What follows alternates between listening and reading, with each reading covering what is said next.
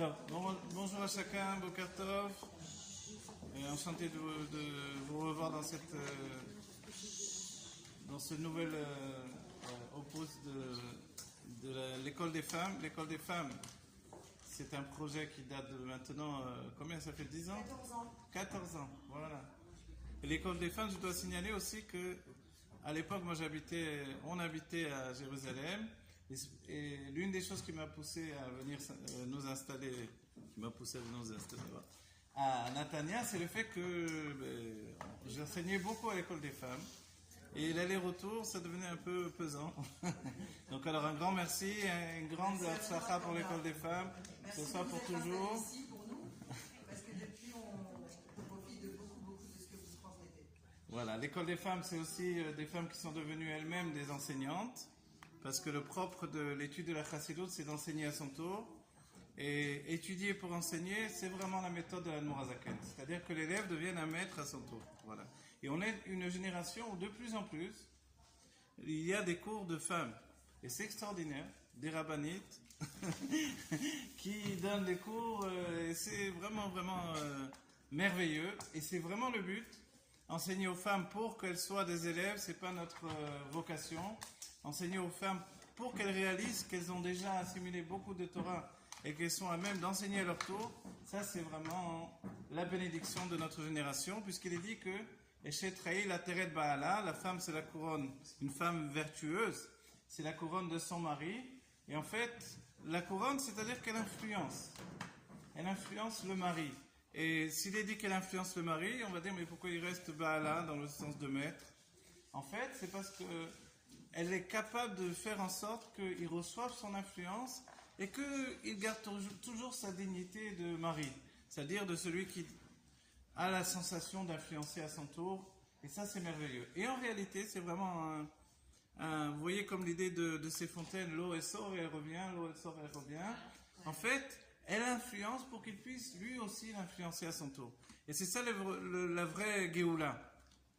La Géoula, c'est pas de faire un mekabel, quelqu'un qui va recevoir, qui est tributaire de ce qu'on va lui donner. Non, c'est vraiment quelqu'un qui est à même de distribuer à son tour. Voilà. Nous sommes Parashat Shmot, et Parashat Shmot, donc en français, ce sont les noms. Les noms, c'est très important. J'ai écrit, moi, il y a déjà pas mal d'années, ce livre, La psychologie du prénom hébraïque, vous le connaissez. Aujourd'hui, je me dis, j'aurais pas dû écrire le prénom hébraïque, j'aurais dû écrire la psychologie du prénom. Pourquoi? Parce que quand on écrit un prénom Françoise ou Julie ou Robert, on écrit en hébreu avec des lettres hébraïques. Du coup, on a la possibilité de l'analyser. Et c'est ça ce qui est particulier à ce livre-là. D'abord, en lui-même, c'est 20 ans d'études. Et ensuite, ce qu'il y a de merveilleux, c'est que quand on écrit une lettre en hébreu, alors elle est elle-même un réceptacle de vitalité, de bénédiction, d'influence. Et ça, il faut s'en rendre compte. C'est-à-dire que le fait d'avoir reçu un nom, un prénom juif, c'est une bénédiction en soi. Donc le but, c'est quoi? C'est d'optimiser notre prénom en le comprenant et en lui donnant matière à évolution. C'est-à-dire que quand je comprends que dans mon prénom, a priori, tout n'est pas positif, mais sous-entendu que tout n'est pas une influence directe de bien dévoiler, ce qui me paraît difficile dans mon prénom, c'est comme un challenge, quelque chose que je dois obtenir, quelque chose que je dois dévoiler. Par exemple, il se peut qu'une personne dise « je ne ressens pas finalement l'explication de mon prénom ». Mais en fait, c'est parce que c'est aussi quelque chose que je dois gagner de par mon travail personnel. Et aujourd'hui, grâce à Dieu, nous sommes une génération où les hommes, autant que les femmes, nous travaillons, nous nous remettons en question. On n'a pas peur d'apprendre, et d'apprendre encore. Et ça, c'est merveilleux. Ne pensez pas que c'est quelque chose qui était naturel dans les générations passées, c'est pas vrai. On remonte 50 ans en arrière, et on voit qu'apprendre de nouvelles choses, oh là là, ça suffit ce que j'ai appris pour faire ma vie, et c'est tout. Mais aujourd'hui, on voit qu'on n'arrête pas là. On va dire, c'est vrai qu'il y a la communication, ça nous envahit, mais ça nous éduque au meilleur, à cette faculté de se recommencer sans arrêt. Et le principe même de la Chassidut, la Nourazaken, qui nous a écrit le Tanya, qui est comme le Shulchan Arour de notre vie de juif, le Tanya, lui, il nous enseigne que si je ne suis pas capable de me remettre en question constamment, alors finalement je suis comme enfermé dans mon âme. Et mon âme elle-même, elle est enfermée dans mon corps. Donc en fait, pour que tout circule, tout voyage au-dedans de moi, je dois être capable d'atteindre une remise en question constante. Et ça, c'est la tchouva. Être un bal tchouva, c'est pas quelque chose qui est obtenu, c'est quelque chose qui est en mouvance, qui ne s'arrête jamais. Dans le prénom, il y a la première lettre du prénom, qui d'après le Zohar est la plus importante. Elle va définir toute la nature du prénom. On dit que les Juifs qui étaient en Égypte, alors ils ont fait pas mal de choses bien et pas bien. Des choses bien grâce à Dieu. Mais aussi on dit Elo Ovdei Avodah Zara ve Elo Ovdei Avodah Zara. Les anges vont venir être Mekatreg, c'est-à-dire ils vont venir s'opposer au fait de la délivrance du peuple juif. Et ils vont argumenter, ils vont dire, mais c'est vrai que les Égyptiens sont des idolâtres, mais les Juifs aussi, à proximité de l'idolâtrie, ils ont fréquenté également l'idolâtrie. Donc qu'est-ce qui leur permet d'être libérés? On dit ils ont gardé 3 éléments qui leur a permis, qui leur a donné le srout d'être libérés. C'est le fait de ne pas avoir changé leurs vêtements. Ils ne se sont pas habillés comme les Égyptiens, qui étaient plutôt du genre déshabillés, qu'habillés d'ailleurs. Ils n'ont pas changé. Qu'est-ce qu'ils n'ont pas changé? Leurs vêtements. Hein? Ah voilà, leur langue. Donc ils parlaient toujours en hébreu. Et l'hébreu, c'est pas juste de parler en hébreu comme on peut parler en Israël. La langue hébraïque, c'est la langue de la création du monde. C'est pas n'importe quoi, c'est la Shon HaKodesh. Et la Shon HaKodesh, quand Rabbi Yehuda Hanassi nous a transmis la Mishnah, il nous a transmis également la Shon HaKodesh. De peur qu'elle ne s'oublie également. Donc en fait, quand ils ont préservé cette langue-là, ils ont préservé la langue de la création qui les unissait au Créateur. Et ensuite, le dernier point, ils n'ont pas changé leur nom. Ils ne sont pas devenus, je ne sais pas quoi, les noms égyptiens, je ne les connais pas. Isiris, Maurice, Boris. Alors ils ont gardé leur nom juif. Et ça, c'est merveilleux. Le prénom juif, c'est comme une carte d'identité. Mais c'est également un pouvoir. Vous voyez, il y a le pouvoir, c'est-à-dire, en hébreu, on dira Niyecholet, ce que je peux réaliser. Les sages diront, ceux qui connaissent ce livre-là, depuis que j'ai sorti ce livre, on n'arrête pas de. Les nouveaux parents, grâce à Dieu, n'arrêtent pas de me téléphoner, m'envoyer des WhatsApp. Ah, on veut appeler notre enfant comme ça, qu'est-ce que vous en pensez? On veut appeler comme. Et aujourd'hui, grâce à Dieu, parce que quelquefois, c'est des noms un peu bizarres. Je vous dis franchement, les prénoms modernes, c'est. Il y a des Yam, il y a des. Tous les noms qui vous passent par là. Alors des fois, c'est vrai que je conseille.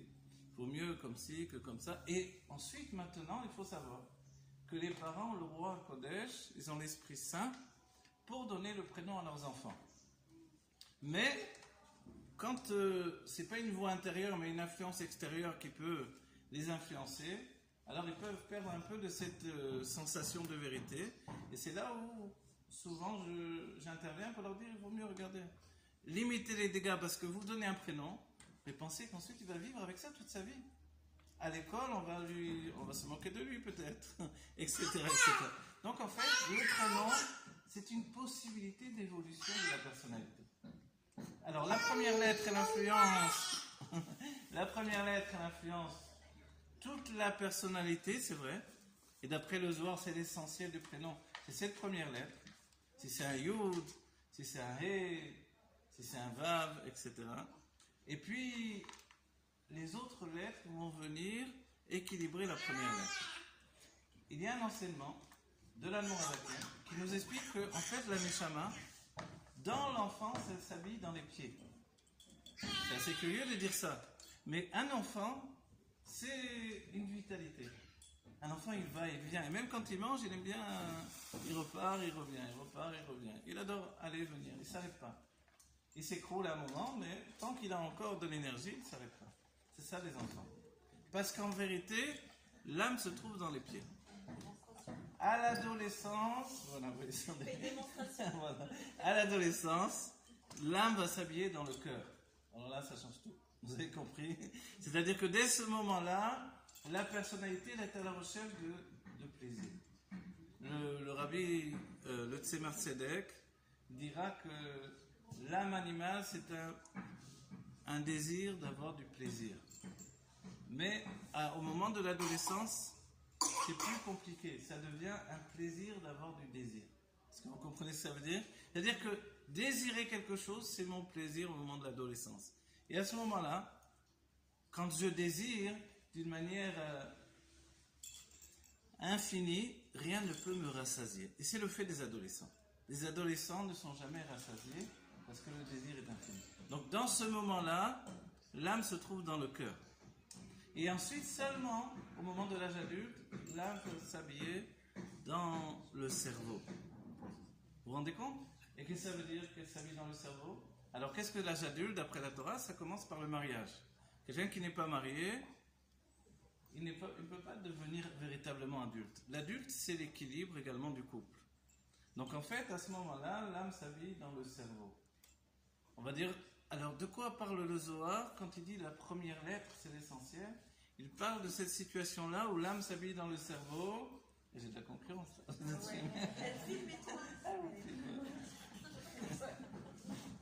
Les enfants ont découvert qu'on peut filmer directement sur le téléphone. Je ne sais pas comment ça se fait ça. Hop, on fait un geste comme ça, tac, on filme. Comme ça, moi j'efface régulièrement des petits films là. Bon voilà. Et alors, quand on prend ces enseignements de l'Admor HaZaken et on les reporte au prénom, et que l'on découpe notre prénom en 3 parties, on a l'enfance du prénom, l'adolescence du prénom et l'adulte du prénom. On va dire, qu'est-ce que ça veut dire cette histoire-là? Ça veut dire qu'en réalité, vous pouvez voir les lettres qui vont influencer votre enfant, les lettres qui influencent l'adolescent, et les lettres qui vont finalement influencer l'adulte. Quand vous avez David, c'est facile, c'est 3 lettres. Dalet, Vav, Dalet. Ok, bon, la première et la dernière sont les mêmes. On écrit David, Dod en fait. Vous voyez? Dalet, Vav, Dalet. Donc le premier Dalet du prénom, c'est l'âge adulte. Le Vav, c'est l'adolescence. Et le dernier Dalet, c'est l'enfance. Donc quand on prend ce prénom-là, alors le Dalet de l'enfance, c'est comme les 4 coudées de la halakha, les 4, je ne sais plus comment on dit coudées en français, non, c'est pas là. Coudées, c'est une. Hein? 4 coudes, 4 mesures, on va dire, de la loi, mais c'est en réalité un lien par rapport à la réalité. C'est-à-dire une forme de se réaliser vraiment dans le monde à partir de c'est-à-dire son petit coin de vie, il devient un endroit où il règne totalement. Et ça, c'est le propre du Dalet. Vous voyez? Le Dalet en hébreu, c'est comme Delet, une porte. Et cette porte-là, elle nous ouvre vers une réalité. C'est-à-dire que l'enfant, quand il a cette notion-là en lui, il est vraiment le roi de sa maison. Vous connaissez cette image-là? Le petit garçon ou la petite fille qui sont les rois de la maison.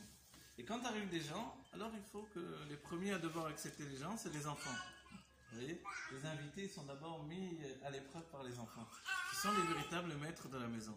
Et ça, cette notion-là, elle peut se retrouver dans la première lettre de l'enfant à partir de la fin, qui est son développement. Si vous comprenez bien, bon là j'ai donné un exemple du Dalet, c'est-à-dire que vous pouvez appréhender son développement. C'est-à-dire que les lettres, 1 ou 2 lettres qui vont venir ensuite, vont expliquer comment il va évoluer. Si on continue avec David, le Vav, ce sont les sentiments.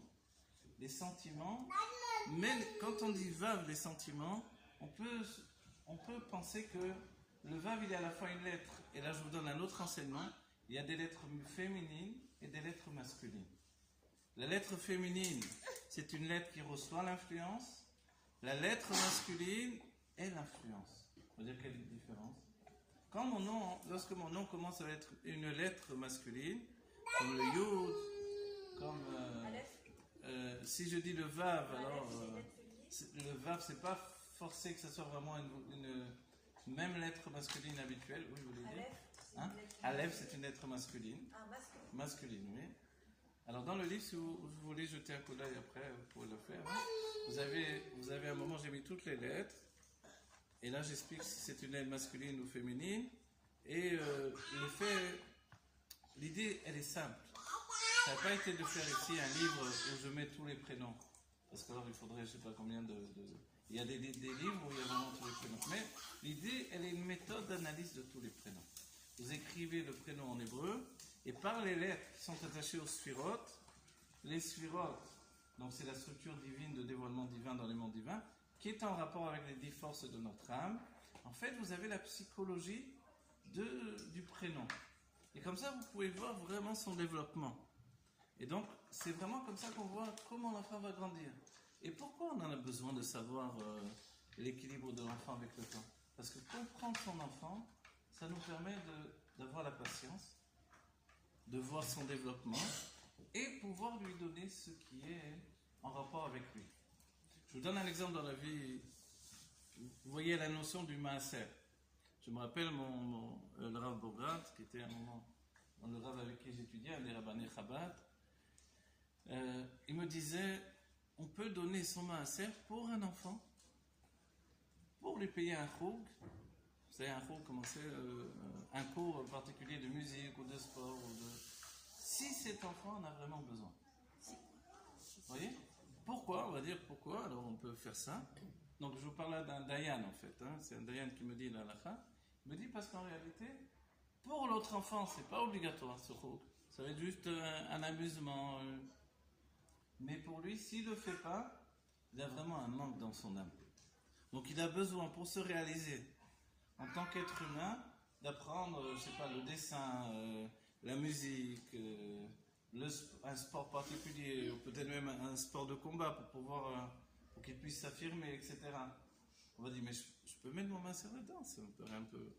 Si tu le conçois comme un amusement, évidemment que non. Mais si tu conçois que pour cet enfant-là, c'est nécessaire et tu n'aurais pas l'argent de le payer si ce n'était pas ton maaser, alors il te serait permis de mettre ton maaser. Vous comprenez? C'est-à-dire que dans le développement d'un enfant, vous avez besoin de le comprendre. Dans l'enfance, vous pouvez éduquer tous les enfants au même niveau. Il n'y a pas de différence. Mais dès qu'on arrive à l'adolescence, si vous n'avez pas cerné déjà la personnalité de l'enfant et que vous n'êtes pas capable de l'aider à devenir lui-même, alors il y a quelque chose de difficile qui va arriver. C'est une confrontation entre l'adulte et l'enfant. Parce que qu'est-ce qui nous embête chez l'adolescent? C'est qu'il empiète dans le monde de l'adulte. Et c'est qu'il prend des décisions personnelles. Pas qu'il est en train de faire ce que vous dites et c'est tout, comme les enfants. Bien que les enfants d'aujourd'hui ne sont plus les enfants d'hier. Mais, et en plus, l'idée de l'adolescence, aujourd'hui, on voit qu'il y a une préadolescence. C'est-à-dire, à partir de 10-11 ans, les enfants, c'est terminé. Ils sont vraiment comme des adolescents aujourd'hui. Alors, on se rend compte qu'il ne suffit plus de simplement leur dire quoi faire et d'attendre qu'ils obéissent sagement. Non, on a besoin de les aider. Vous voyez, c'est comme l'auto-école.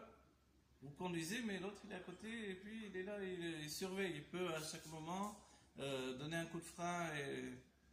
Et là, vous devez être comme ça. C'est-à-dire, l'aider à s'auto-éduquer, à trouver le chemin qui est en relation avec lui-même, et lui permet d'avancer. Et c'est pour ça qu'il y a un chapitre du Tanya qui nous explique de Chanor Lednar Alpi Darko.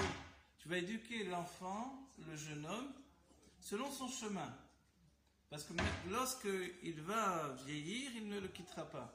Et toute l'explication elle est basée sur le fait que, mais son chemin, ça ne veut pas dire que c'est le chemin qui est le meilleur. C'est vrai que ce n'est pas le meilleur dans ta vision des choses. J'aurais voulu peut-être que mon enfant, ça soit un Talmid Chacham, qu'il étudie, qu'il ne pense pas à autre chose, etc. Mais je vois qu'il a la tête en l'air, il n'arrive pas à se concentrer, il est intéressé par autre chose. Alors, qu'est-ce que je vais faire? Pour moi, c'est la fin du monde. Alors, je dois apprendre à vivre avec ça et l'aider à s'épanouir dans le chemin qu'il a pris lui-même. De manière à intégrer ce que je veux absolument lui donner. Déjà comprendre. Voilà. Il faut être psychologue. Ah oui, il faut être psychologue, etc. Bien sûr que oui. Moi, je veux qu'il étudie, je veux lui transmettre la richesse du peuple juif. La Torah, les mitzvot, c'est normal de lui transmettre tout ça. Mais en même temps, il a une personnalité qui se confronte à un désir d'épanouissement. Donc, je dois trouver un juste milieu entre ces deux notions-là. Je ne peux pas sacrifier son âme à mon désir de lui transmettre Torah et mitzvot, par exemple, ou autre chose qui est important pour moi. On ne peut plus faire du copier-coller dans notre époque, ça ne marche plus. Donc en fait, je dois vraiment l'aider à devenir lui-même. Devenir lui-même, on explique, vous voyez, il y a un enseignement, Pa'amaim Mimcha, quand Eliyahu Hanavi est monté dans les mondes divins, avant de monter dans les mondes divins, hein, de quitter ce monde, il a demandé à son élève Elisha, qu'est-ce que je peux te donner avant de partir? Et il lui a dit, Pamay Mincha, je veux 2 fois ce que tu es. Et on verra que ça s'est réalisé. Il y a un secret par rapport à 2 âmes qui étaient dans Eliaou, qui sont passées chez Elisha, son élève. Mais il y a ensuite des explications qui veulent nous dire, qu'est-ce que ça veut dire Pamay Mincha? Quand moi j'ai un enfant, je peux vouloir qu'il soit comme moi. Mais ça, ce sera jamais Pamay Mincha, ce sera jamais 2 fois ce que je suis. En réalité, je dois travailler à lui transmettre tout ce que j'ai à lui donner, avec un véritable chesed, une véritable générosité, mais ensuite je dois l'aimer suffisamment pour lui montrer qu'il a des choses que je ne possède pas. Vous comprenez? C'est-à-dire que ça c'est vraiment 2 fois ce que je suis. C'est-à-dire lui donner de comprendre que moi je lui ai donné naissance, mais en réalité, il a en lui des choses que moi je n'aurai jamais. Et que j'admire. Moi, on va dire en tant qu'enseignant, j'ai toujours eu cette notion-là de voir chez les élèves des choses que j'avais pas. Et mon travail était toujours de les mettre en avant et de faire grandir chez l'élève ce que le maître n'a pas. Et c'est, il me semble, la véritable leçon que la Chassidoute nous donne. Quand l'Admorazaken désire que l'on soit des maîtres à notre tour, c'est-à-dire qu'il a un désir que l'on dévoile en nous des choses qui peut-être ne sont pas dévoilées chez lui. Et c'est comme ça que l'on doit voir les qualités de chacun. Donc en fait, quand j'ai écrit ce livre-là, j'ai voulu vraiment donner une possibilité d'appréhender la personnalité par le biais de l'analyse du prénom. Et après, bien sûr, il y a d'autres éléments. Est-ce qu'on change de prénom? Alors quelquefois, des gens me téléphonent et me disent, voilà, on veut changer de prénom parce que c'est ça. Je dis doucement, le prénom, c'est pas une chemise qu'on enlève comme ça. Le prénom, c'est quoi alors le prénom?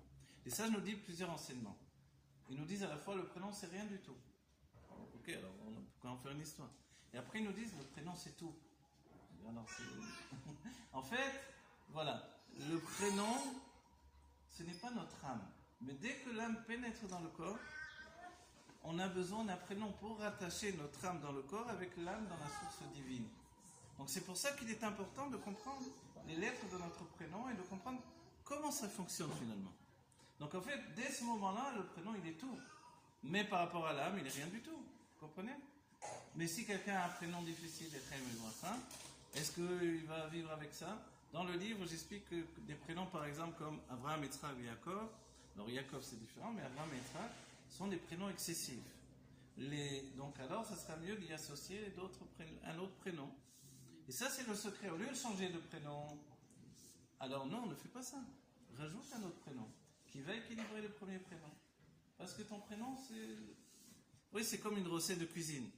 Si je dis, bon, je ne vais pas faire de dur comme ils disent de mettre 4 œufs, je trouve que c'est trop 4 œufs, je vais mettre un seul œuf. Ce ne sera pas le même goût. La même chose, le prénom, je peux penser que c'est pas grave, je change de prénom, allez, qu'est-ce que ça fait? Ah, ça fait? Mais tu vas devenir quelqu'un d'autre? C'est ce que tu veux? En fait, on ne peut pas être quelqu'un d'autre. Donc du coup, je vais plus réussir à m'épanouir dans ma personnalité. Donc en fait, rajouter un autre prénom, c'est un autre conduit de vitalité qui peut équilibrer le premier. Mais ne jamais changer. Ça, c'est une chose importante. D'accord? Excusez-moi. Oui. Est-ce que faut bien réfléchir à la naissance de ne pas donner plusieurs prénoms si on n'a pas l'intention au quotidien d'appeler la personne avec les deux? Non, alors je vous explique. Vous pouvez donner plusieurs prénoms, et même si vous ne les utilisez pas au quotidien, mais quand vous demandez une bénédiction pour votre enfant, à la Torah ou en disant des télim, alors vous dites le prénom en entier. Et de temps en temps, c'est bien de dire les 3 prénoms, par exemple. Vous voyez? Comprenez? Voilà. Du moment qu'on ne les dit pas tous, enfin, au moins Non, c'est parce que le peuple juif, il y a des traditions où il n'y a qu'un seul prénom, il y a des traditions où il y a de nombreux prénoms.